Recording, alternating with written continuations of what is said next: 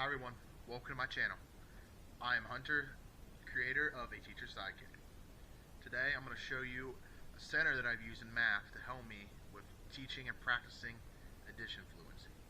I've used this for single addition, double digit addition, all the way up to the thousands place. This center will help your students not only build that fact fluency with their addition, but also help them with their place value. So, I call the center Card Fluency for Addition. I created a center so I don't have to be printing off fluency sheets every other day so my students were able to practice their fluency.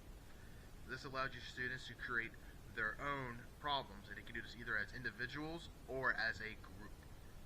So, to get started, your students will need a deck of cards, a marker, and a whiteboard. You can also do this with paper and pencil if they don't have their own whiteboards and markers. So, to get started, we have to understand what the cards mean. So this is something you will have to teach of your students. So, I'm going to tell you right now, for second grade and under, I remove the face cards. So that's your king, queen, jack, 10, and ace. When I taught second grade, I took these cards out because it just added confusion and usually just caused me more of a headache. Now, for third and up, however, you can keep these cards. We'll talk about them in a minute, though. Now, your other cards are your normal cards with those numbers. So 2s, 3s, 4s, 2 through 9. They equal what the number value is. So a 2 is a 2, a 3 is a 3, and so on and so forth. So, that's simple enough. Now, when we get to face cards, an ace is a 1. Some second graders can't understand that, so if you feel like your second graders can handle that, leave ace in. But if not, take it out. But normally, ace is a 1. Now, your face cards. The reason I don't have them be 10, 11, 12, 13 is because you need to have these numbers need to equal one place value. When we start playing the game, I'll show you what I mean. So, to start, I have any of these cards. The students can pick whatever number they want between 1 and 9. So if they draw a jack, they can say, I want it to be a 6. They get to choose what the value of that card is. Alright, so let's get started. So this center I'm showing you right now is for individuals, and it's 1 digit by 1 digit addition. So this is basic fact fluency, what you would do with kindergarten, first, second grade, and maybe even some third graders, just to build that fluency. They can always have practice. So start off by shuffling the cards.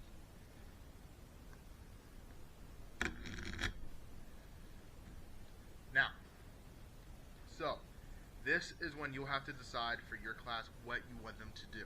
Again, you'll have to practice this. For my students, I don't require them to use a specific strategy for addition. I teach all the different strategies they want us to teach, but then they get to pick which one they want to use. Now, say, if I know for that week we've been doing the place value method, I would maybe ask them to draw a place value chart. If that's the way you want your students to use it, that's what you have them do. So, if say you would need your students to do place value, you would start off, have them draw the place value chart. However high you go.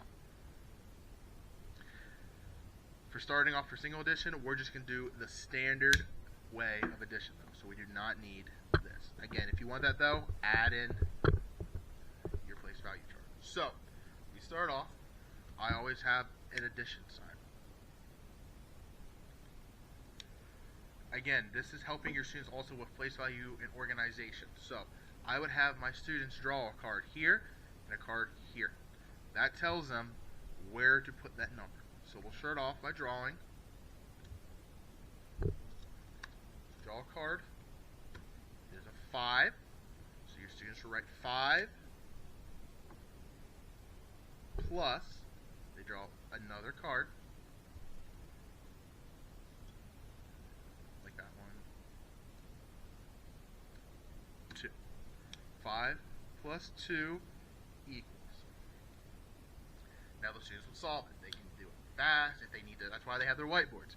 Say they need to draw the dots. 1, 2, 3, 4, 5. Add 2 more. 1, 2, count them up. 1, 2, 3, 4, 5, 6, 7. 5 plus 2 is 7. Put the cards to the side, erase your boards, and do it again. Do another one.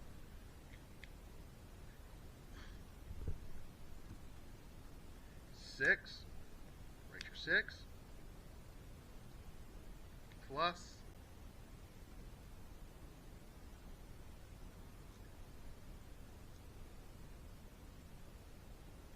8. I'm moving out all the face values for now. We'll do them in a minute. 6 plus 8. Count it up. 1, 2, 3, 4, 5, 6 plus 8. 1, 2, 3, 4, 5, 6, 7, 8. Now, if your students are already regrouping, have them do regrouping strategies. So 1, 2, 3, 4, 5, 6, 7, 8, 9, 10. Draw your rod for your 10. 11, 12, 13, 14. 1, 2, 3, 4, 14. Pretty simple. Now, face cards. This is when it get a little more confusing, and this is why I say that second grade and under, I probably would just take these cards out. So, say they draw a king. Remember, they get to pick any number between 1 and 9. So, this student choose a 5. So then 5 plus 9. Do your strategies. 5 plus 9, 14. Whatever strategies they want. So, this is the most basic 1 digit by 1 digit practice they can do. This is to build their fluency. Your hope is, at the end, they're no longer drawing the dots. They're able to call it out and know their fluency facts. So, that's 1 digit by 1 digit addition in an individual. Now, if they want to do a group, all I have them do then is they take turns. So the deck's in the middle. One person, they'll say there's 3 people in a group. They take turns going in a circle, drawing the cards. One person draws 1, and the other one, everybody solves 7 plus 4. 7 plus 4, do their strategies, 11. Whoever gets it first and correctly keeps those cards to count. Then you move it to the next person. Once the time is up or they're done with the deck, whoever has the most cards at the end is the winner. So that's another little game you can do for group work. If you don't want them to keep score, I understand that. Just have a discard pile. Now, this gets a little more complicated. So now we're moving into 2-digit or more addition. This is when I would really recommend having that place value chart. So here's how this works. Now, they're doing 2-digit by 2-digit addition.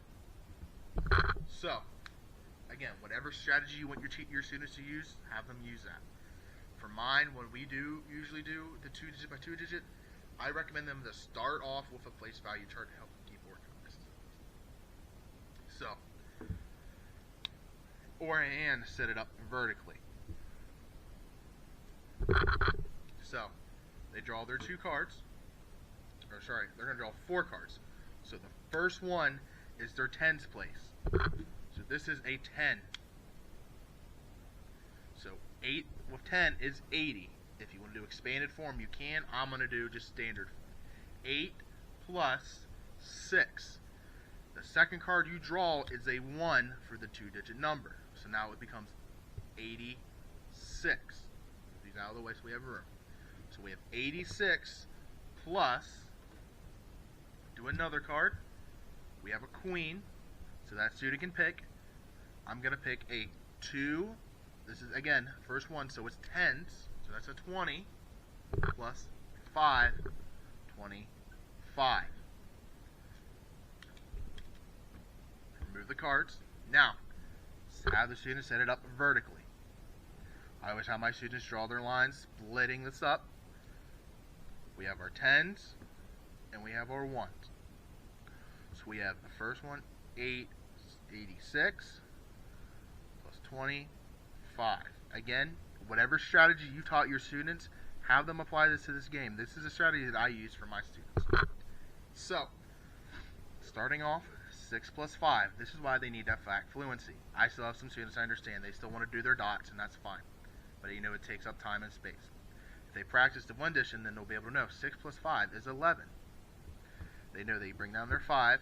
I know I cannot put 11 in the ones place, so I put the ones in the ones place, and I regroup my ones with the tens. And then we do our addition. 8 plus 80 plus 10. 8 plus 1 is 9. 9 plus 2 is 11. Again, we cannot put 11 in our one, making it 110. We can't put 110 in the tens place. I'm sorry. So we put our 1. Add your new place value, your hundreds place. 1 plus 0 is 1. 111 is your answer. So that's how you would do it with 2-digit addition.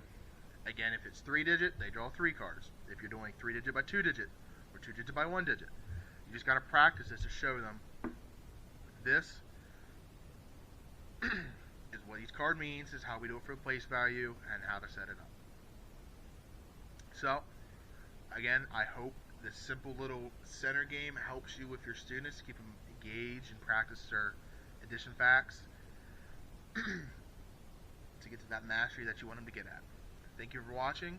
If you have any questions, I will leave my email below to send me an email. Also, I will have a link to my Teacher Pay Teacher store, which also has other center activities along with organizers help you with not only math but also ELA. Thank you for watching.